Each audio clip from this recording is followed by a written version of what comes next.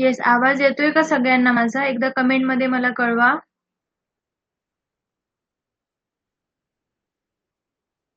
सर्वांना आवाज येतोय का?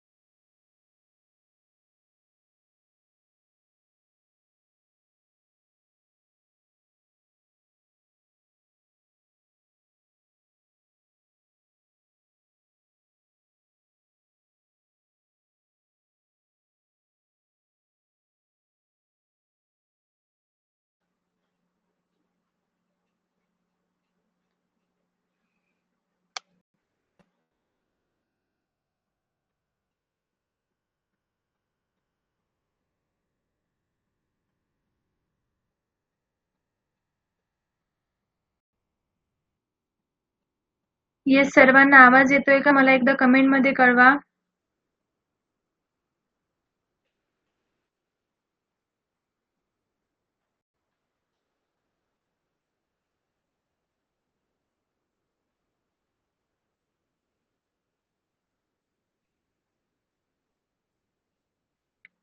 ओके, तर फर्स्ट बघूया आपण आता फोर डेफिनेशन्स. ठीक आहे, इम्युनिटीची डेफिनेशन काय आहे ते बघू आपण आता. Immunity is the ability to the host to recognize, neutralize, eliminate or control infectious agents and other foreign material while normally preserving self tissue. Immunology study the cell, molecules, organs, reactions and disorders involved in this protection. Okay, definition लक्षात घ्या. Immunity काय आहे बघा. Immunity म्हणजे काय असतं ते बघा आता. ठीक आहे, इम्युनिटी म्हणजे आपल्या शरीराची रोगांपासून स्वतःचं संरक्षण करण्याची जी क्षमता आहे, कॅपॅसिटी आहे, पॉवर आहे, त्याला इम्युनिटी म्हणतात. बरोबर आहे. म्हणजे समजा शरीरामध्ये एखादा जंतू आला असेल, व्हायरस आला असेल, बॅक्टेरिया आला असेल किंवा एखादा हार्मफुल सबस्टन्स आला असेल, तर त्याच्याशी लढण्याची जी ताकद आहे दॅट इज इम्युनिटी. राईट. तर आता ॲबिलिटी ऑफ होस्ट म्हणजे काय असणार आहे? होस्ट म्हणजे काय असतो? ज्या व्यक्तीच्या किंवा समजा ॲनिमलच्या बॉडीमध्ये, शरीरामध्ये जेव्हा एखादा जंतू प्रवेश करतो, तर तो जो शरीर आहे, ठीक आहे, होस्ट म्हणजे काय? एखाद्या व्यक्तीचा किंवा एखाद्या प्राण्याचं जो शरीर आहे, ज्यामध्ये बॅक्टेरिया असू द्या, व्हायरस असू द्या, जी जाणार आहे, ठीक आहे, तर दॅट इज होस्ट. ठीक आहे, होस्ट म्हणजे काय? आपलं शरीर म्हणजे होस्ट. लक्षात ठेवा, बॉडी इज होस्ट. तर आपल्या शरीराची जी रोगांची लढण्याची जी क्षमता आहे त्याला काय म्हणतात? इम्युनिटी म्हणतात. हे लक्षात घ्या. टू रिकॉग्नाइज म्हणजे काय? ओळखणं. लाईन टू लाईन सांगतेय, खूप व्यवस्थित सांगतेय, लक्ष देऊन ऐका, व्हेरी इम्पॉर्टंट आहे हे. ठीक आहे. टू रिकॉग्नाइज म्हणजे काय असणार आहे? ओळखण्याची क्षमता. म्हणजे सर्वात आधी आपल्या शरीराला समजतं की हा पदार्थ आपल्या शरीराचा नाहीये, हा बाहेरून आलेला आहे. म्हणजे व्हायरस शरीरात आला की शरीर त्याला लगेच ओळखतं. ठीक आहे. न्यूट्रलाइज म्हणजे काय असणार आहे? त्या जंतूला इनऍक्टिव्ह करणं. ठीक आहे, त्या ऑर्गॅनिझमला, त्या मायक्रो ऑर्गॅनिझमला काय करायचं? इनऍक्टिव्ह करायचं. That is neutralize. म्हणजे जंतू शरीरात आला, ठीक आहे, किंवा जंतू शरीरात जेव्हा असतो तेव्हा शरीर त्याला इतकं कमजोर करतं की तो आपलं नुकसान करू शकत नाही. ठीक आहे, वीक बनवतो त्याला. आणि म्हणजे काही अँटीबॉडीज असतात आणि अँटीबॉडीज काही व्हायरसला काय करतात, न्यूट्रलाइज करतात. न्यूट्रलाइज करणं म्हणजे काय असतं, इनॅक्टिव्ह करणं असतं. एलिमिनेट म्हणजे काय असणार आहे, एलिमिनेट म्हणजे पूर्णपणे नष्ट करून शरीरातून त्याला बाहेर काढणं. Okay, that is eliminate. म्हणजे शरीरामध्ये जे इम्युन सेल्स आहेत त्या जंतूला मारून टाकतात आणि एलिमिनेट करतात. कंट्रोल म्हणजे काय असणार आहे, कंट्रोल म्हणजे जी संख्या आहे, जे ऑर्गॅनिझम्स आहेत, मायक्रो ऑर्गॅनिझम्स आहेत, त्यांची संख्या आहे ती वाढू नाही देणं. ओके, म्हणजे कधी कधी शरीर लगेच जंतू मारत नाही, पण त्याची वाढ थांबवत असते, म्हणजे ग्रो होऊ देत नाही. त्यामुळे जो आजार आहे ना ते स्प्रेड होत नाही, त्याला कंट्रोल म्हणतो आपण. आणि इन्फेक्शियस एजंट म्हणजे काय असणार आहे, जे रोग निर्माण करणारे जंतू आहेत. ठीक आहे, आता कुठले असतात ते, बॅक्टेरिया असू शकतात, व्हायरस असू शकतात, फंगाय असू शकतं, पॅरासाइट्स असू शकतं. हे सगळे काय आहेत, इन्फेक्शियस एजंट्स आहेत. आणि काही अदर फॉरेन मटेरियल्स पण असतात. त्यामध्ये काय काय येतं, फॉरेन मटेरियल म्हणजे काय लक्षात घ्या, फॉरेन मटेरियल म्हणजे जे शरीरासाठी बाहेरून आलेलं कुठलंही पदार्थ असेल त्याला काय म्हणतात, फॉरेन मटेरियल असं म्हटलं जातं. त्यामध्ये काय काय येतं, डस्ट येतं, त्यानंतर आपण काय म्हणू शकतो, पोलन येतं, केमिकल्स येतात किंवा टॉक्झिन्स येतात, काही मेडिसिन्स पण असतात, त्याची पण ॲलर्जी असते, काही ट्रान्सप्लांट केलेले ऑर्गन्स असतात. हे सगळे काय झाले, अदर फॉरेन मटेरियल झाले. ओके, आता पुढे बघा, while normally preserving self tissue म्हणजे काय असणार आहे, while normally preserving self tissue म्हणजे जी आपली इम्युनिटी आहे फक्त बाहेरून आलेल्या हानिकारक पदार्थांवर हल्ला करत असते, पण स्वतःच्या शरीराच्या टिश्यू म्हणजे काय, जी पेशी आहेत किंवा जे ऑर्गन्स आहेत त्यांना नुकसान करत नाही. आपले जे सेल्फ टिश्यू आहेत त्यांना काय करते, प्रिझर्व करत असते. इम्युनिटी फक्त बाहेरच्या जंतूसोबत लढते. ठीक आहे, आपल्या शरीराच्या स्वतःच्या टिश्यूंचं ते संरक्षण करते, प्रोटेक्शन करते. समजतीये डेफिनेशन, लक्षात घ्या. Immunology studies the cell. आता पुढे बघा, immunology studies the cell, molecule, organs, reaction and disorders involve in this protection. Immunology म्हणजे इम्युनिटीचा जो अभ्यास करणारा सायन्स आहे त्याला इम्युनॉलॉजी म्हणतात. म्हणजे हा आपण सब्जेक्ट शिकतोय, बरोबर आहे. सेल, आपल्या बॉडीमध्ये सेल्स असतात. कुठले सेल्स आहेत, इम्युनॉलॉजी कशाची स्टडी करते, सेल्सची. कुठले सेल्स आहेत, जे संरक्षणमध्ये, प्रोटेक्शनमध्ये हेल्प करतं, दीज आर WBCs, लिम्फोसाइट्स आणि मॅक्रोफेजेस. हे सेल्स आहेत ते आपल्या बॉडीला काय करतात, हेल्प करतात प्रोटेक्शनमध्ये. काही मॉलिक्युल्स असतात. आता मॉलिक्यूल कुठले असणार आहेत, मॉलिक्युल्स जे त्या डिसीज सोबत फाईट करतात. त्यामध्ये काय काय येतं, अँटीबॉडीज येतात, बरोबर आहे, सायटोकिन्स येतं, त्यानंतर कॉम्प्लिमेंट प्रोटीन्स येतात. हे सगळं काय करतात, हे मॉलिक्युल्स पण प्रोटेक्ट करत असतात. ऑर्गन्स आहेत. आता ऑर्गन्स कुठले असणार आहेत, ऑर्गन्स इम्युनिटीमध्ये काम करतात, बरोबर आहे. कुठले ऑर्गन असणार, बोन मॅरो असणार, कारण ते अँटीबॉडीज प्रोडक्शन करतं. थायमस येतं, स्प्लीन येतं, लिम्फ नोड येतं. हे ऑर्गन सुद्धा हेल्प करतात. ठीक आहे, त्यानंतर काय, रिएक्शन्स म्हणजे जेव्हा जंतू शरीरात येतात तेव्हा शरीर काही रिएक्शन देतं, बरोबर आहे. कधी कधी रिएक्शन देतं म्हणजे काय होतं, की समजा एखादा जंतू आलाय तर इन्फ्लॅमेशन होतं आपल्याला, म्हणजे ही काय झाली, बॉडीची रिएक्शन झाली. त्यानंतर काय करतं, अँटीजन आलंय शरीरामध्ये तर आपली बॉडी काय करते, अँटीबॉडी प्रोड्यूस करते, ही पण रिएक्शन झाली. कधी कधी काय होतं, एखादा अँटीजन आलाय, फॉरेन पार्टिकल आलाय तर आपल्याला ताप येतं, फिवर येते, बरोबर आहे, ही पण रिएक्शन झाली बॉडीची. These are reactions. ठीक आहे, म्हणजे इम्युनिटीमध्ये जर समजा एखादा बिघाड झाला तर कोणतं डिसऑर्डर आहे, कोणता रोग आहे, ते असतात डिसऑर्डर्स. त्यामध्ये काय काय येतं, ॲलर्जी येते, त्यानंतर काय ऑटो इम्युन डिसीज असू शकतो किंवा इम्युनोडिफिशियन्सी असू शकतो. ठीक आहे, तर हे सगळं येतं त्यामध्ये. तर इम्युनॉलॉजी म्हणजे काय आहे, स्टडी आहे कशाची, सेल्सची, मॉलिक्युल्सची, ऑर्गन्सची, रिएक्शन्सची किंवा जे काही डिसऑर्डर्स आहेत कशामध्ये इन्व्हॉल्ड आहेत, प्रोटेक्शन मध्ये इन्व्हॉल्ड आहेत. त्या सगळ्यांची स्टडी म्हणजे काय असतं, इम्युनॉलॉजी असतं. ठीक आहे, आणि इम्युनिटी म्हणजे कळलं काय आहे, इम्युनिटी म्हणजे आपल्या शरीराची अशी क्षमता जी शरीरात आलेले जे डिसीज कॉझिंग जर्म्स आहेत किंवा फॉरेन मटेरियल आहे त्यांना आयडेंटिफाय करतं, त्यांना आयडेंटिफाय करून त्यांना न्यूट्रलाइज करतं, त्यांना एलिमिनेट करतं किंवा कंट्रोल करतं. इन्फेक्शियस जे एजंट आहेत त्यांना काय करतं, कंट्रोल करतं आणि आपल्या शरीराला प्रोटेक्ट करतं. त्याला काय म्हणतात, इम्युनिटी असं म्हणतात. कळतंय, इम्युनिटी आणि इम्युनॉलॉजी मधला फरक काय आहे ते, काही डाऊट आहे का? खूप सॉरी खूप इम्पॉर्टंट डेफिनेशन आहे, लक्षात घ्या. इम्युनिटी म्हणजे काय आणि इम्युनॉलॉजी म्हणजे काय. इम्युनॉलॉजी मध्ये आपण स्टडी करतो. इम्युनिटी म्हणजे आपल्या बॉडीची ॲबिलिटी, कशाची, रिकॉग्नाइज करण्याची.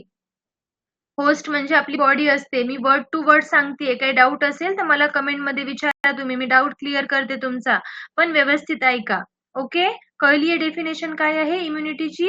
Immunity is the ability of a host to recognise, neutralise, eliminate और control infectious agent and other foreign material while normally preserving self tissue. स्वतःच्या टिश्यूचं संरक्षण करते आपली बॉडी आणि सोबतच रिकॉग्नाइज करते, न्यूट्रलाइज करते, एलिमिनेट करते आणि इन्फेक्शियस एजंटला कंट्रोल सुद्धा करते आणि काही फॉरेन पार्टिकल्सला सुद्धा. Okay, that is immunity. Yes, पुढे बघूया आता इम्युनिटीचे टाइप्स आहेत, इन्नेट आणि ॲडॅप्टिव्ह. मी काल सांगितलं होतं तुम्हाला. तर इन्नेट इम्युनिटी म्हणजे काय ते बघू आता आपण. Innate immunity is present before exposure, act within minutes to hours, recognizes conserved microbial pattern and has a limited classical memory. बघा आता इन्नेट इम्युनिटी म्हणजे काय आहे. प्रेझेंट बिफोर एक्सपोजर म्हणजे काय, लक्षात घ्या. एक्सपोजर म्हणजे काय की समजा एखादा व्हायरस आहे किंवा बॅक्टेरिया आहे, जेव्हा शरीरात येतो ना ते असतं exposure. Okay, that is exposure. म्हणजे काय, जंतू शरीरात येण्यापूर्वीच ही इम्युनिटी आपल्या शरीरामध्ये तयार असते. म्हणजे आपण जन्माला आलो तेव्हापासूनच इन्नेट इम्युनिटी आपल्याकडे असते. ओके, तिला काय म्हणतात, इन्नेट इम्युनिटी असं म्हणतात. ही नॅचरल इम्युनिटी असते. Innate immunity is a natural immunity, हे लक्षात घ्या. आणि ऍक्टिव्ह होते विदिन मिनिट्स टू आवर्स. म्हणजे जंतू जेव्हा शरीरामध्ये येतो, जर्म्स जेव्हा शरीरामध्ये येतात, तेव्हा ही इम्युनिटी काय करते, काही मिनिटापासून किंवा काही तासातच काम करायला सुरू करते. खूप खूप फास्ट रिएक्शन देते ही इम्युनिटी. म्हणजे समजा तुम्हाला हाताला एखादी जखम झाली आहे किंवा एखादा बॅक्टेरिया आत गेलाय, तर इन्नेट इम्युनिटी काय करते, लगेच त्याच्यावरती हल्ला करते. ठीक आहे, त्याच्या अगेन्स्ट लगेच काम करायला सुरू करते. रिकॉग्नाइजेस कन्झर्व्ड मायक्रोबियल पॅटर्न, काय करते, रिकॉग्नाइज करते, ओळखते. म्हणजे ही आता ही लाईन थोडी प्रॉपर लक्षात घ्या, की थोडी तुम्हाला अवघड वाटू शकते, पण वर्ड टू वर्ड लक्षात घ्या. रिकॉग्नाइजेस म्हणजे काय असतं, ओळखतं. मायक्रोबियल म्हणजे काय असतं, जंतू. ठीक आहे, जंतूचा जो संबंध असतो. पॅटर्न म्हणजे काय, त्यांनी आधी जर आपल्या बॉडीमध्ये त्यांनी आले असतील तर त्यांनी एक स्पेसिफिक पॅटर्न सोडलेला असतो, बरोबर आहे. तर तो पॅटर्न जो आहे तो रिकॉग्नाइज करते इन्नेट इम्युनिटी. ठीक आहे, म्हणजे इन्नेट इम्युनिटी प्रत्येक जंतू वेगवेगळा ओळखत नाही, ती जंतूमध्ये असणारे जे कॉमन फीचर्स असतात ना त्याला आयडेंटिफाय करते. आता काही बॅक्टेरिया आहेत, ठीक आहे, काही बॅक्टेरियाचा जो सेल वॉल आहे, तो सेल वॉल जो आहे तो काही बॅक्टेरियामध्ये सारखा असतो, बरोबर आहे. तर ती काय करणार आहे, फक्त तो पार्ट ओळखणार, रिकॉग्नाइज करणार आणि फाईट करणार.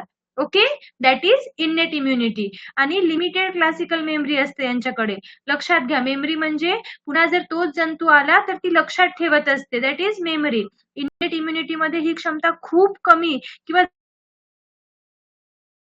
जवळजवळ नसतेच.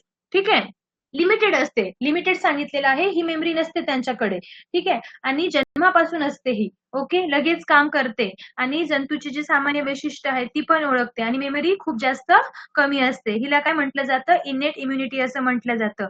कळतंय ना. Innate immunity is present before exposure. आपल्या बॉडीमध्ये एखादा जंतू येण्याआधीच ती इम्युनिटी आपल्यामध्ये प्रेझेंट असते आणि ती ऍक्ट करते. ऍक्ट म्हणजे रिस्पॉन्स करते, फाईट करते मिनिट्स किंवा आवर्स मध्ये. आणि रिकॉग्नाइज करते म्हणजे ओळखते. काय ओळखते, कन्झर्व्ड मायक्रोबियल जो पॅटर्न आहे, त्यांचा जो पॅटर्न आहे तो ओळखते. आणि त्यांच्याकडे खूप कमी लिमिटेड क्लासिकल मेमरी असते. म्हणजे आधी जर तो जंतू आला असेल तर ती ओळखण्याची जी मेमरी आहे, लक्षात ठेवण्याची जी मेमरी आहे ती खूप कमी असते किंवा कधी कधी आपण असं म्हणू शकतो की ती नसतेच. ठीक आहे. येस, आता बघा नेक्स्ट आहे अडॅप्टिव्ह. अडॅप्टिव्ह इम्युनिटी काय आहे लक्षात घ्या.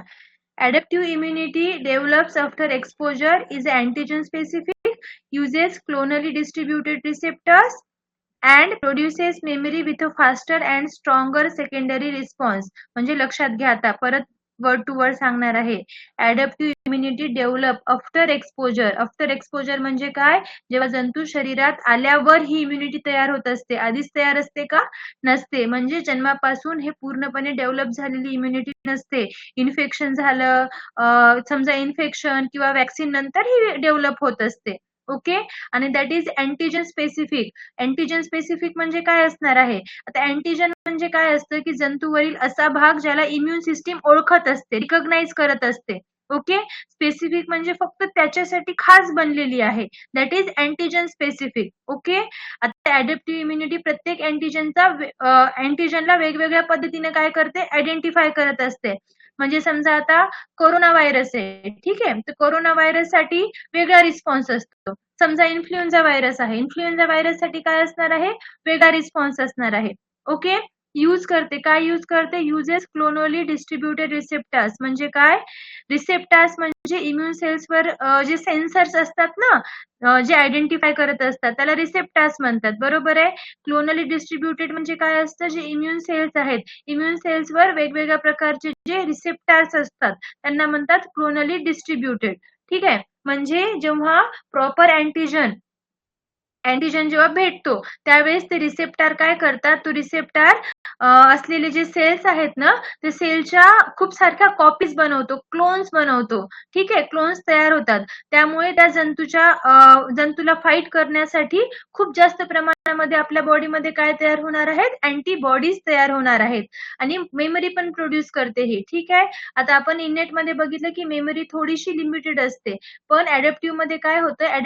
ऍडॅप्टिव्ह इम्युनिटी जी आहे ना, ती जर्म्सला लक्षात ठेवते. म्हणजे पुढच्या वेळेस समजा तो जर्म आला, ठीक आहे, आणि तो शरीरात आला की लगेच तिला ओळखते, आयडेंटिफाय करते आणि खूप फास्ट आणि स्ट्रॉंग असते ही. ठीक आहे. सेकंडरी रिस्पॉन्स म्हणजे काय? सेकंडरी रिस्पॉन्स म्हणजे जेव्हा एखादा जर्म दुसऱ्या वेळेस आपल्या बॉडीमध्ये येत असेल तर दॅट इज सेकंडरी रिस्पॉन्स असतो. म्हणजे पहिल्यांदा जर जंतू आला तर शरीराला थोडा जास्त वेळ लागतो रिस्पॉन्स करायला.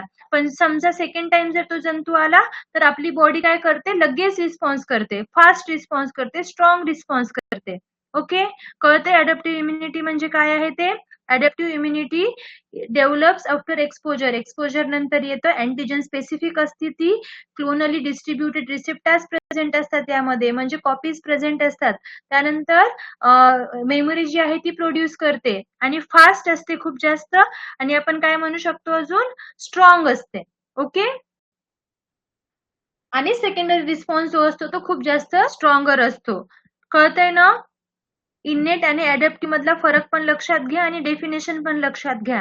अडॅप्टिव्ह जी आहे ते जंतू शरीरात आल्यानंतर तयार होते.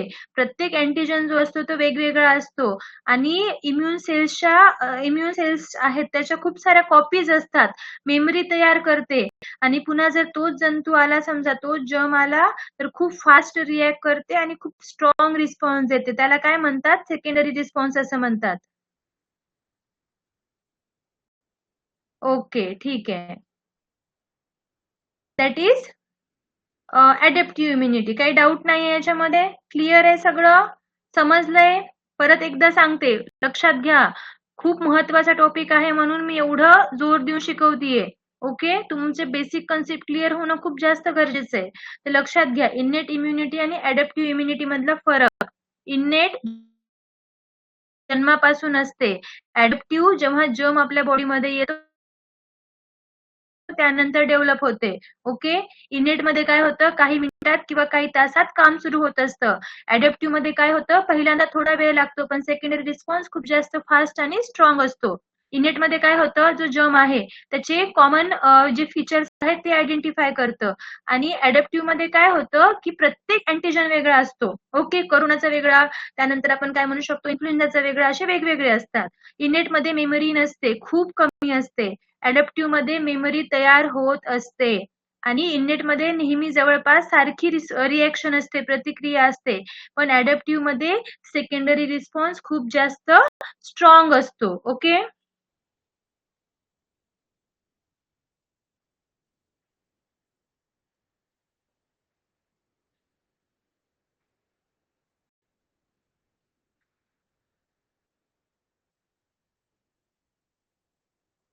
येस. क्लिअर आहे? कळली इनेट आणि अडॅप्टिव्ह इम्युनिटी? कोणाला काही डाऊट नाहीये ना?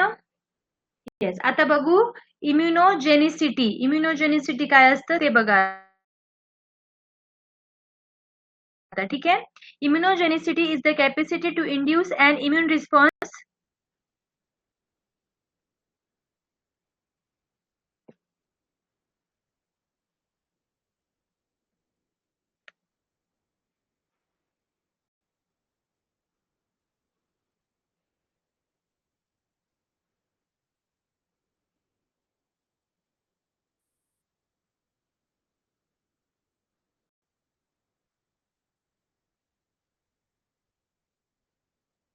एकच मिनिट, काही स्टुडंटला लिंक गेली नाहीये म्हणे.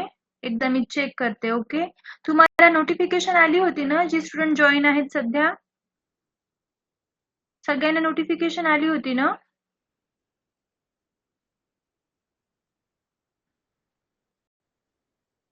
कधी कधी ग्लिच येतो, त्याच्यामुळे कसं नोटिफिकेशन येत नाही, किंवा तुमचं नेटवर्क नसेल, नेट बंद असेल, त्यावेळेस पण प्रॉब्लेम होते.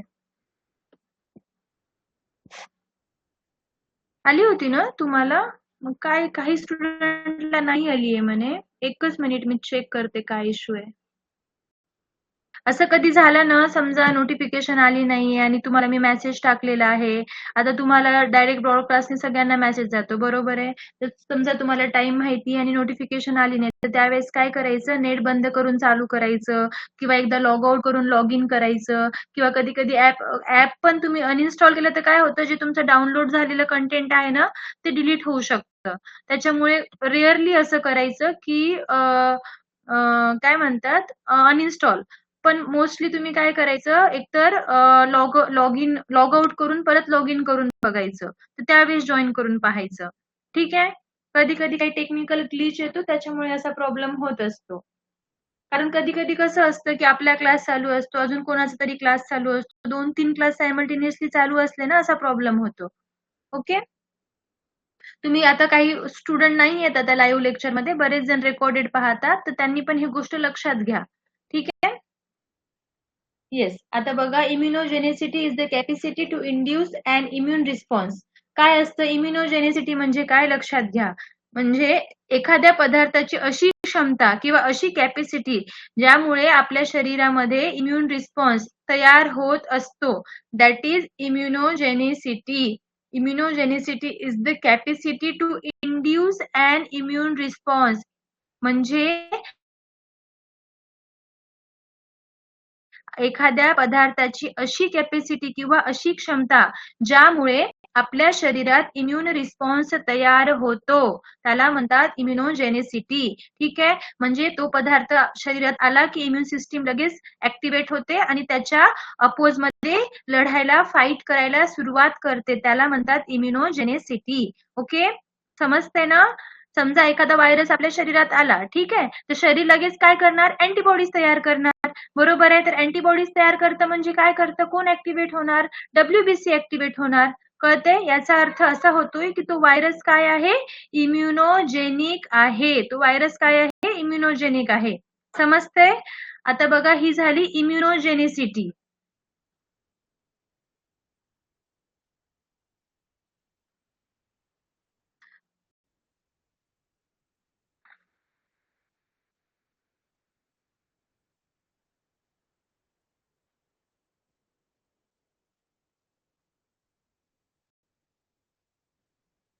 आता आहे अँटीजेनिसिटी. ठीक आहे.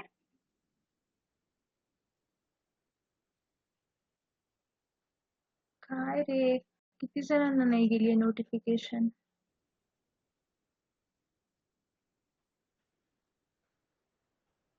ठीक आहे. आता बघा, अँटीजेनिसिटी. अँटीजेनिसिटी काय असते, लक्षात घ्या. Antigenicity is the capacity to bind specifically to antibody or lymphocyte receptors. काय आहे बघा अँटीजेनिसिटी. अँटीजेनिसिटी म्हणजे काय, एखाद्या पदार्थाची अँटीबॉडी किंवा लिम्फोसाइट रिसेप्टरला स्पेसिफिक पद्धतीनं किंवा बाइंड होण्याची जी कॅपॅसिटी असते ना, त्याला अँटीजेनिसिटी असं म्हटलं जातं. आता समजा एक लक्षात घ्या, एक अँटीबॉडी आहे. ठीक आहे. अँटीबॉडी म्हणजे समजा लॉक आहे. ओके. आणि अँटीजन आहे. अँटीजन म्हणजे काय आहे, की आहे. तर ज्या लॉकची जी की आहे तीच लावल्यानंतर लॉक ओपन होईल का नाही, बरोबर आहे.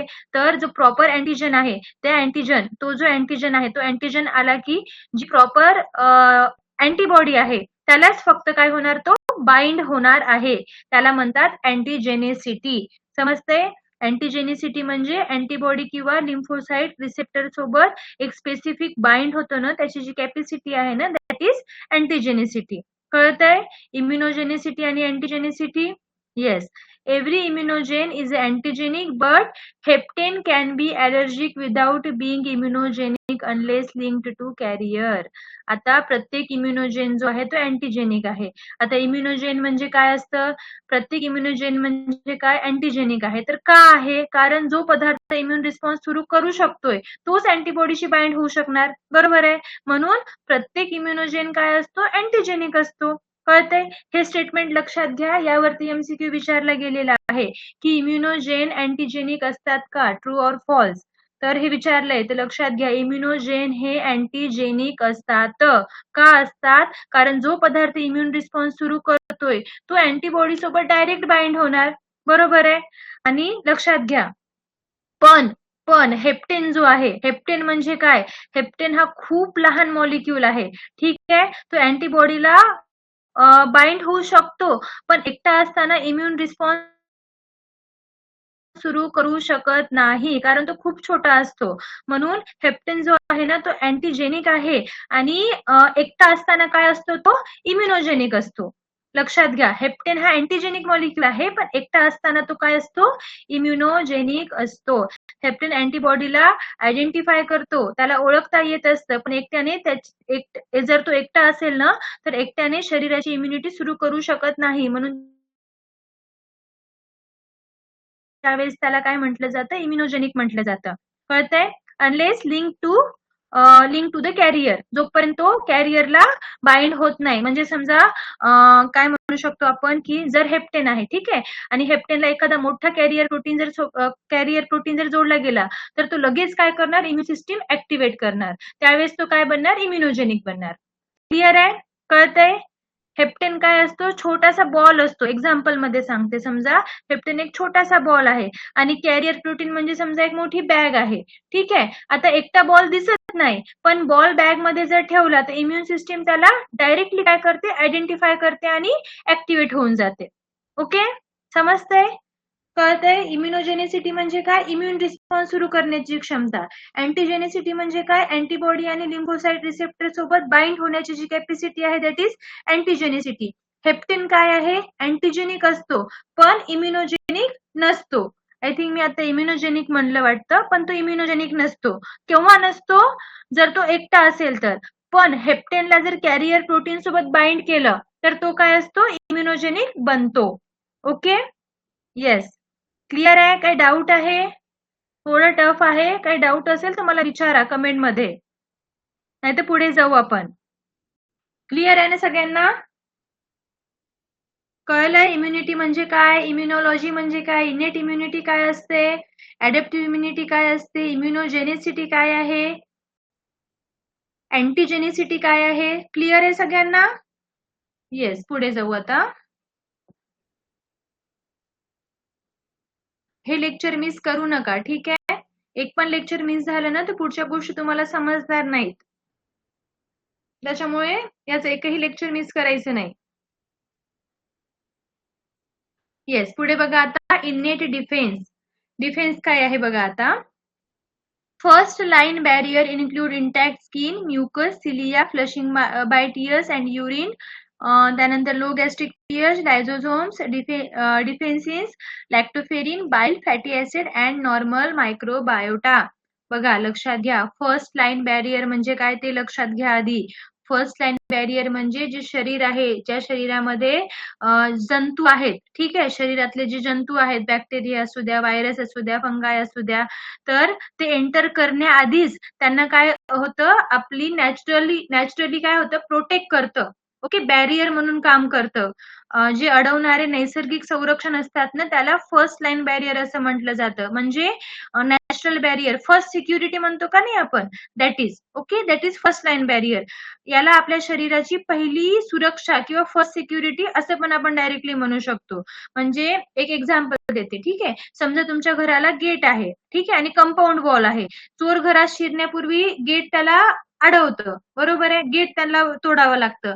तसंच त्यानंतर दरवाजा येतो. तसंच आपल्या शरीरामध्ये काही नॅचरल बॅरियर्स असतात, ठीक आहे, नैसर्गिक संरक्षण असतात, जे जंतूंना डायरेक्टली आत येण्यापासून थांबवतात. ते असतात फर्स्ट लाइन बॅरियर्स. ओके, हे सायंटिफिक टर्म्स आहेत आणि हे इम्युनॉलॉजी मध्ये वापरले गेलेले आहेत. त्यामुळे लक्षात घ्या की हे या शब्दांचा अर्थ काय होतो. फर्स्ट लाईन बॅरियर म्हणजे काय, पहिले नॅचरल बॅरियर जे जर्म्सला आपल्या बॉडीमध्ये येण्याआधी प्रोटेक्ट करत असतात. जसं चोर येत आहेत तर चोरांना आधी गेट तोडावं लागतं, मग ते दरवाजा तोडणार, बरोबर आहे.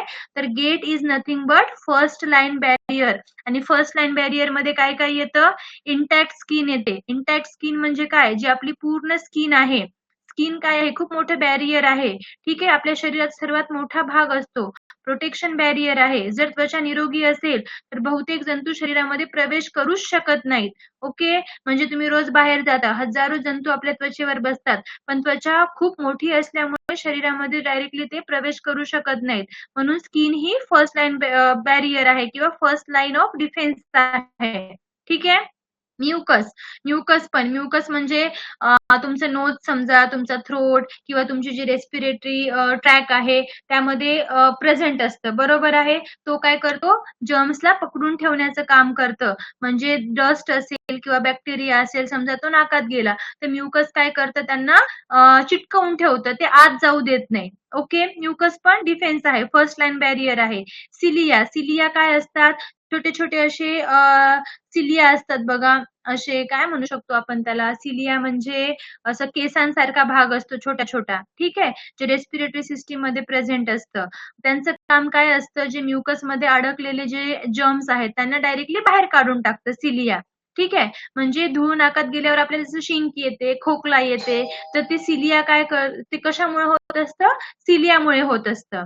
Okay, yes. पुढे बघा, flushing by tears and urine. आता हे काय असणार आहे, कधी कधी काय होतं, डोळ्यात आलेल्या, समजा डोळ्यामध्ये काही जर्म्स आहेत तर ते काय होतात, टीयर च्या हेल्पनं बाहेर पडतात. म्हणजे अश्रू रडल्यावर काय होतात, ते बाहेर जातात. डोळ्यात धूळ गेली की पाणी येतं आणि धूळ बाहेर पडून जाते, ठीक आहे. युरिन थ्रू पण बाहेर पडतं, ठीक आहे. समजा एखादा बॅक्टेरिया गेलाय बॉडीमध्ये तर काय होतं, वारंवार युरिनमुळे काय होतं, तो बॅक्टेरिया शरीराच्या बाहेर पडून जातो. These are first line barriers. लक्षात घ्या की हे काय शिकतोय आपण, फर्स्ट लाईन बॅरियर्स आहेत. नंतर आहे लो गॅस्ट्रिक पीएच, ठीक आहे. लो गॅस्ट्रिक पीएच म्हणजे काय असणार आहे, आपल्या पोटामध्ये HCl असतं, बरोबर आहे, हायड्रोक्लोरिक असतं, हायड्रोक्लोरिक ऍसिड असतं. त्यामुळे पोटाचा पीएच जो असतो ना खूप कमी असतो, म्हणजे ऍसिडिक असतं पीएच. आणि हे ऍसिड खूप बॅक्टेरियांना काय करतं, मारून टाकण्याचं काम करतं. म्हणजे समजा आता आपण जेवतो, ठीक आहे, आपण अन्न खातो, तर काही बॅक्टेरिया काय होतात, अन्नासोबत पोटामध्ये जातात आणि पोटामध्ये ऍसिड जो आहे ना तो त्या बॅक्टेरियाला डायरेक्टली काय करतो, किल करून टाकत असतो. ओके, त्यानंतर येतात लायझोझोम्स. लायझोझोम्स काय असतात सांगा बरं. येस, काल कुणीतरी लायझोझोम्स उत्तर दिलं होतं. काय असतात लायझोझोम्स? कमेंट मध्ये मला कळवा, लायझोझोम्स काय असतात.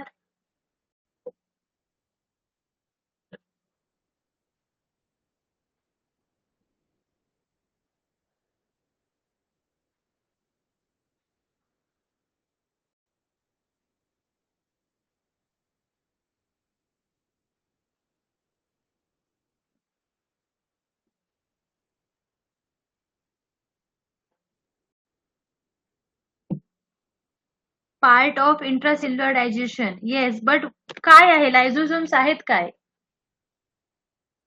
लायझोझोम्स काय आहे, एन्झाईम आहे, ठीक आहे. लायझोझोम्स हा एन्झाईम्स असतात, ठीक आहे. ते काय करतात, लायझोझोम्स बॅक्टेरियाच्या सेल वॉलला ब्रेक करण्याचं काम करतात लायझोझोम्स, ठीक आहे. आणि कुठे असतात लायझोझोम्स, टीयर मध्ये असतात किंवा सलायवामध्ये, म्युकस मध्ये, ठीक आहे. म्हणजे डोळ्यामध्ये जे डोळ्यामधून जे पाणी येतं, ठीक आहे, तर पाणी असलेले लायझोझोम्स खूप जास्त बॅक्टेरियांना काय करतात, किल करण्याचं काम करतात, डिस्ट्रॉय करण्याचं काम करतात. ओके, नंतर आहे डिफेन्सिन्स. डिफेन्सिन्स काय आहे, डिफेन्सिन्स ना छोटे प्रोटीन्स असतात, त्यांना डिफेन्सिन्स म्हटलं जातं. हे बॅक्टेरिया असू द्या किंवा फंगाय असू द्या, त्यांच्या सेल मेम्ब्रेनला काय करतात, हार्म करतात. ओके, हार्म करून त्यांना डिस्ट्रॉय करतात. आणि डिफेन्सिन्स पण आपल्या बॉडीमध्ये त्यांना आपण म्हणू शकतो की ते नॅचरल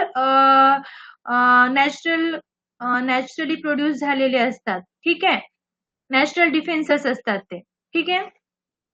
नंतर असतं लॅक्टोफेरिन. लॅक्टोफेरिन पण लक्षात घ्या, लॅक्टोफेरिन पण महत्वाचं आहे. लॅक्टोफेरिन पण प्रोटीन असतो, ठीक आहे. तर म्हणजे लॅक्टोफेरिन जो आहे ना, हा जो प्रोटीन आहे, हा आयर्न जो आहे ना, त्याला स्वतःकडे धरून ठेवतं. ठीक आहे. आयर्नला स्वतःकडे धरून ठेवण्याचं काम करतं. म्हणजे बॅक्टेरियाला वाढवण्यासाठी काय लागतात? आयर्न लागतं, Fe लागतं. बरोबर आहे. तर तेच त्यांना भेटत नाही बॅक्टेरियाला. आणि जर आयर्न भेटलं नाही तर बॅक्टेरियाची ग्रोथ होणार का? होणार नाही. लॅक्टोफेरिन अशा प्रकारे हेल्प करतं. म्हणजे समजा झाडाला पाणी लागतं, बरोबर आहे. पाणी जर भेटलं नाही तर ते झाड वाढणार का? वाढणार नाही. तसंच बॅक्टेरियाला आयर्न लागतं आणि आयर्न कोण धरून ठेवतं स्वतःकडे? लॅक्टोफेरिन धरून ठेवतं. म्हणून त्या बॅक्टेरियाची ग्रोथ होत नाही. ओके. बाईल पण खूप इम्पॉर्टंट आहे. बाईल काय करतं? बाईल कुठं असतं सांगा बरं? बाईल कोण तयार करतं? येस, कमेंटमध्ये सांगा मला. बाईल कोण तयार करतं सांगा बरं? बाईल कोण तयार करतं सांगा?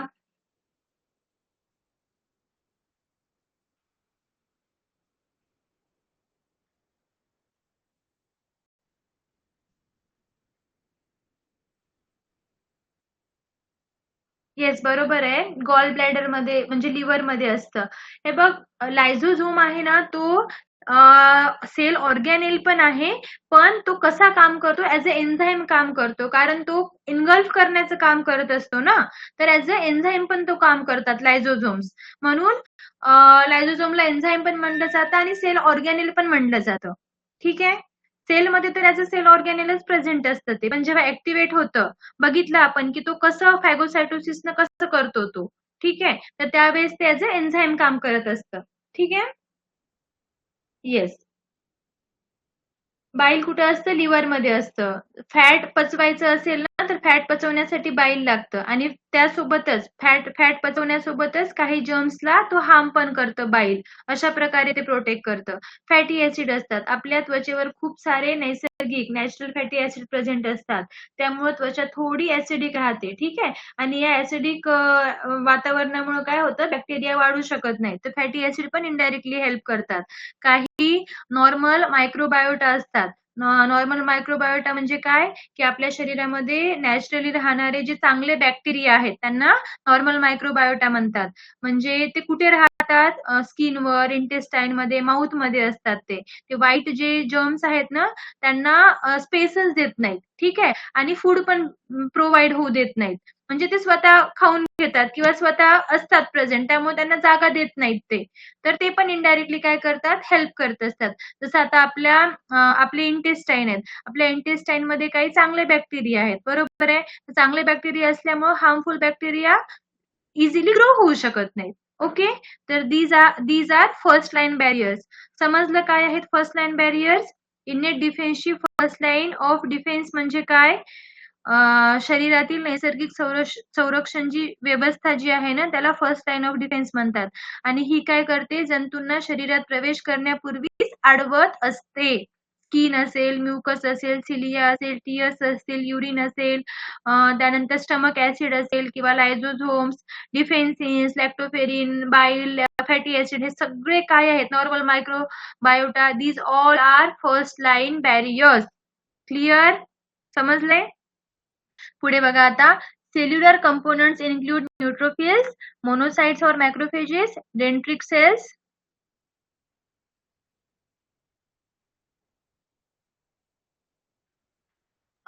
गॉल ब्लॅडर मध्ये सिक्रेट होतं, पण गॉल ब्लॅडर कुठे प्रेझेंट असतं गौरी? लिव्हरच्या खाली प्रेझेंट असतं, बरोबर आहे. तर समजा तुम्हाला असा ऑप्शन आला लिव्हर आणि gall bladder, the correct answer तुम्हाला गॉल ब्लॅडर लिहावं लागेल. आणि तुम्हाला जर असे ऑप्शन्स आले, समजा लिव्हर, त्यानंतर स्टमक, त्यानंतर माउथ, असे जर ऑप्शन आले ना, तर त्यावेळेस तुम्हाला लिव्हर लिहावं लागतं. ठीक आहे. स्पेसिफिक जर तुम्हाला ऑप्शनचा आन्सर म्हणजे डायरेक्टली जर तुम्हाला ऑप्शन भेटत असेल तर तोच ऑप्शन करेक्ट लिहायचा. पण तुम्हाला ऑर्गनची नावं जर दिली असतील तर तुम्हाला कुठला ऑर्गन आहे तो लिहावा लागतो. ओके. येस. आता बघा, cellular component include neutrophils, monocytes और macrophages, dendritic cells, natural killer cells, mast cells, eosinophils and innate lymphoid cells. Soluble factor include complement, acute phase, protein, cytokines and interferons. आता लक्षात घ्या, सेल्युलर कंपोनेंट म्हणजे काय असतं, जे इनेट इम्युनिटीमध्ये काम करणाऱ्या वेगवेगळ्या प्रकारचे जे सेल्स आहेत ना, त्यांना सेल्युलर कंपोनेंट असं म्हणतात. बरोबर आहे. तर सेल्युलर कंपोनेंट कोण कोण असतात? न्यूट्रोफिल्स असतं. न्यूट्रोफिल्स कोण असतात? येस, सांगा पटकन सांगा, न्यूट्रोफिल्स कोण असतात? न्यूट्रोफिल्स कोण असतात? येस, आलं पाहिजे तुम्हाला. फर्स्ट सोल्जर्स असतात हे, पण कोण असतात? कोणाचा टाईप आहे न्यूट्रोफिल्स? येस, सांगा.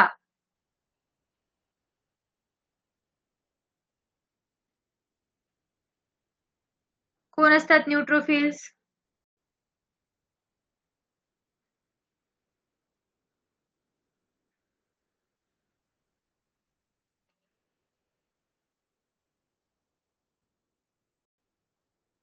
WBC बरोबर आहे गौरी. बाकीचे पण स्टुडंट उत्तर देत चला. खूप सोपा प्रश्न विचारला होता मी. न्यूट्रोफिल्स WBCs असतात. ठीक आहे, जिथे इन्फेक्शन होतं तिथे सगळ्यात आधी कोण पोहोचतं? न्यूट्रोफिल्स पोहोचत असतात. जे बॅक्टेरियाला डायरेक्टली इनगल्फ करतात त्यालाच काय म्हणतात? फॅगोसायटोसिस म्हणतात. ठीक आहे, ते कोण असतात? न्यूट्रोफिल्स असतात. These are WBCs. First soldier असं सुद्धा म्हटलं जातं. त्यानंतर मोनोसाइट्स और मॅक्रोफेजेस हे पण काय आहेत? WBC आहेत. जेव्हा बॅक्टेरिया टिश्यू मध्ये जातात ना, तेव्हा ते मॅक्रोफेजेस मध्ये रूपांतर होत असतात. Sorry, monocytes. जेव्हा मोनोसाइट्स रक्तामध्ये असतात आणि जर ते टिश्यू मध्ये गेले ना, तर तेव्हा ते मॅक्रोफेजेस मध्ये कन्वर्ट होतात. आणि मॅक्रोफेजेसचं काम पण हेच असतं, जर्म्सला इनगल्फ करणं, त्यानंतर जे डेड सेल्स आहेत त्यांना क्लीन करणं, त्यानंतर इम्युन सेल्स आहेत त्यांना इन्फॉर्मेशन प्रोव्हाइड करणं. ठीक आहे, म्हणजे लाईक हे असतात सफाई कर्मचारी असतात ना, तसे असतात हे. ओके, मॅक्रोफेजेस जे काही डेड सेल्स आहेत ना किंवा जर्म्स आहेत ना, त्या सगळ्यांना क्लीन करण्याचं काम करत असतात. डेंट्रिक सेल्स असतात. ठीक आहे, डेंट्रिक सेल्स म्हणजे काय असतं की जेव्हा जर्म्स पकडले जातात ना आणि अडॅप्टिव्ह इम्युनिटी मधले जे टी सेल्स आहेत ना, टी सेल्सला दाखवलं जातं की हा जंतू आहे आणि याच्या विरुद्ध तुम्हाला काय करायची? फाईट करायची आहे. तर ते कुठले सेल्स असतात? डेंट्रिक सेल्स असतात. म्हणजे डेंट्रिक सेल्स म्हणजे लक्षात घ्या की टीचर किंवा मॅसेंजर सेल. ओके, म्हणजे ते जंतूला पकडतात आणि पकडून काय करतात? अडॅप्टिव्ह इम्युनिटी मध्ये जो टी सेल्स आहेत ना, त्यांना दाखवतात आणि त्यांना म्हणतात की हे बघा, हा जंतू आहे, मी पकडून आणलाय आणि याच्या विरुद्ध तुम्हाला काय करायची आहे? फाईट करायची आहे. ठीक आहे, जसं पोलीस काय करतात? क्रिमिनल्सला पकडतात आणि पकडून कुठे नेतात? कोर्टमध्ये नेतात. बरोबर आहे, तसंच असतं. डेंट्रिक सेल्सचं काम तेच असतं. ओके, काही नॅचरल किलर्स म्हणजे NK सेल्स असतात. ते कुठले असतात? आता समजा काय म्हणू शकतो आपण, व्हायरस समजा एखाद्या सेलमध्ये शिरला. ठीक आहे, तर त्यावेळेस जे NK सेल्स आहेत ना, ते पूर्णपणे त्या सेलला काय करतात? डिस्ट्रॉय करून टाकतात आणि व्हायरसचा जो स्प्रेड आहे ना, तोच थांबवतात. These are natural killer cells. Mast cells आहेत. मास्ट सेलमध्ये हिस्टमाइन नावाचा केमिकल असतो. इन्फेक्शन झालं असेल किंवा एखादी ॲलर्जी झाली असेल ना, तर ते हिस्टमाइन रिलीज करतात. ठीक आहे, त्यामुळे लालसरपणा येतो, सूज येते, खाज होते, हे होऊ शकतं. जसं की डास चावल्यानंतर आपल्याला कसं इचिंग होते, सूज येते, खाज येते ना, तर ते मास्ट सेल्समुळे होत असतं. इओसिनोफिल्स असतात. इओसिनोफिल्स म्हणजे काय? इओसिनोफिल्स ना मेजरली कोणासोबत फाईट करतात? जे पॅरासाइट्स आहेत, वॉर्म्स असतात ना, त्यांच्या विरुद्ध फाईट करत असतात. ॲलर्जीमध्ये खूप महत्वाचे असतात इओसिनोफिल्स. ठीक आहे, म्हणजे जे वॉर्म्स आहेत, समजा पोटामध्ये वॉर्म झाले, तर इओसिनोफिल्स त्यांना काय करतात? ग्रो होऊ देत नाहीत. ठीक आहे, म्हणजे समजा वॉर्म्स वाढले ना, तर इओसिनोफिल्सचं कॉन्सन्ट्रेशन आपोआप वाढतं. ठीक आहे, इनेट लिम्फोइड सेल्स आहेत, ILCs. ठीक आहे, हे सेल्स जे आहेत, हे पण इन्फेक्शन झाल्यावर लगेच केमिकल्स तयार करून इम्युन सेल्सला हेल्प करत असतात. ठीक आहे, सपोर्ट टीम सारखं काम करतात हे. कळतंय? तर कुठले कुठले सेल्युलर कंपोनंट्स आहेत? न्यूट्रोफिल्स येतं, मोनोसाइट्स येतं, dendritic cells, natural killers, mast cells, eosinophils and innate lymphoid cells. These are the cellular components. Okay, आणि पुढे काय दिलं होतं? Soluble factor include complement, acute phase, protein, cytokines and interferons. आता जे कॉम्प्लिमेंट आहेत म्हणजे काय असतं? प्रोटीनचा ग्रुप असतो. बरोबर आहे. तर लक्षात घ्या, सोल्युबल फॅक्टर्स म्हणजे काय? जे आपल्या बॉडीमध्ये ब्लड असतं. बरोबर आहे, ब्लड असतं, बॉडी फ्लुइड असतं, त्याच्यामध्ये विरघळलेले जे प्रोटीन्स आहेत ना किंवा केमिकल्स आहेत ना, ते इम्युन सिस्टीमला डायरेक्टली हेल्प करत असतात. These are soluble factors. Okay. Soluble factor म्हणजे कळतंय ना, रक्तात किंवा शरीरामध्ये जे काही द्रव्य आहे त्याच्यामध्ये विरघळून गेलेले जे प्रोटीन्स आहेत किंवा केमिकल्स आहेत ते इम्युन सिस्टीमला डायरेक्टली हेल्प करतात. हे सेल्स नसतात बरं का, हे सेल सोबत हेल्प करतात. सेल सोबत काय करतात, हेल्प करतात. ठीक आहे. आणि कॉम्प्लिमेंट म्हणजे काय असतं, प्रोटीनचा एक पूर्ण ग्रुप जे काय करतं, बॅक्टेरियाला मारण्याचं काम करतं, जर्म्सला डिस्ट्रॉय करण्याचं काम करतं, फॅगोसायटोसिस ग्रो करतं. ओके. म्हणजे कॉम्प्लिमेंट म्हणजे काय असतं, की वेपन्स म्हणजे जे सैनिक आहेत की नाही त्यांचं वेपन असतं ना, तसं हे काम करतं कॉम्प्लिमेंट. ओके. आणि अॅक्यूट फेज प्रोटीन म्हणजे काय असतं, जे इन्फेक्शन झाले किंवा इन्फ्लॅमेशन झाले त्यानंतर काय होतं, इम्युन सिस्टीम तयार होते ना, तर that is acute phase protein असतं. ठीक आहे. हे प्रोटीन इन्फेक्शन किंवा इन्फ्लॅमेशन झाल्यावर लिव्हर तयार करतात आणि हे इम्युन सिस्टीमला पण हेल्प करतात डायरेक्टली.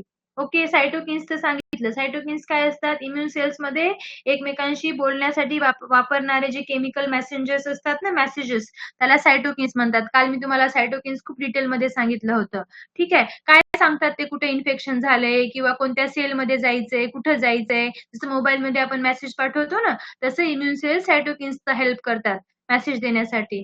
इंटरफेरॉन्स काय करतात, व्हायरसच्या अपोजमध्ये काम करत असतात. जेव्हा व्हायरस सेलमध्ये येतो ना, इंटरफेरॉन्स काय करतात, आजूबाजूचे जे सेल्स आहेत ना त्यांना अवेअर करतात, सावध करतात, की बाबा व्हायरस आलेला आहे, तुम्ही अवेअर राहा. ठीक आहे. जसं की आता एकदा घरात चोर आला की शेजारच्या लोकांना पण कळून जाते की बाबा चोर येत आहेत. तशा प्रकारे इंटरफेरॉन्स आजूबाजूच्या सेल्सला काय करतात, सावध करत असतात. कळतंय? ओके. सोल्युबल फॅक्टर्स कुठले कुठले आहेत मग, कॉम्प्लिमेंट्स असतात, अॅक्यूट फेज प्रोटीन्स असतात, सायटोकिन्स आणि इंटरफेरॉन्स असतात. ओके. कॉम्प्लिमेंट म्हणजे जर्म्सला नष्ट करणारे जे प्रोटीन्स आहेत. ठीक आहे. अॅक्यूट फेज प्रोटीन म्हणजे इन्फेक्शन मध्ये लिव्हर तयार करतो. ठीक आहे. आणि सायटोकिन्स काय असतात, इम्युन सेल्स आहेत. इम्युन सेल्सचे केमिकल मॅसेंजर्स असतात सायटोकिन्स. आणि इंटरफेरॉन्स व्हायरस विरुद्ध प्रोटेक्शन करत असतात. हे पण कंपोनंट मध्येच येतं, पण हे सोल्युबल कंपोनंट्स आहेत. ओके. क्लिअर आहे? येस. नेक्स्ट जो आहे ना ते आपण उद्या घेऊया. उद्याच्या लेक्चरमध्ये आपण कंटिन्यू करू. कोणाला काही डाऊट असेल तर विचारा, काही डाऊट नसेल तर आपण स्टॉप करू.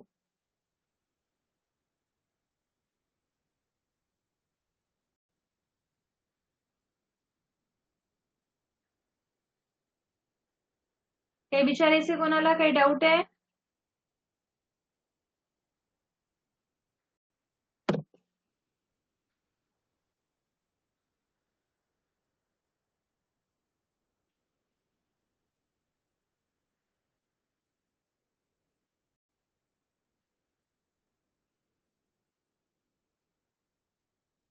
काही डाऊट नाहीये कोणाला, काही विचारायचं नाहीये?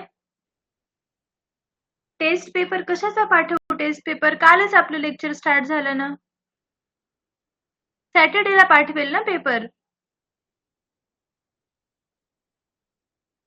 हा, पुण्याच्या फॉर्मचा PDF पाठवायचा आहे ना. हो हो, आज पाठवते मी. ठीक आहे. आज पाठवते, माझ्या लक्षातच नव्हतं. सॅटर्डेला तुम्हाला पेपर पाठवेल ना मी. कालच तर लेक्चर सुरू झाले, काल तर फक्त इंट्रोडक्शन घेतलं आपण. ठीक आहे. फ्रायडे पर्यंत जितका पोर्शन होईल त्याचा पेपर मी पाठवून देईल तुम्हाला ऍप वरती. ओके. क्लिअर आहे? थांबायचं मग? चालेल, ठीक आहे, थांबू.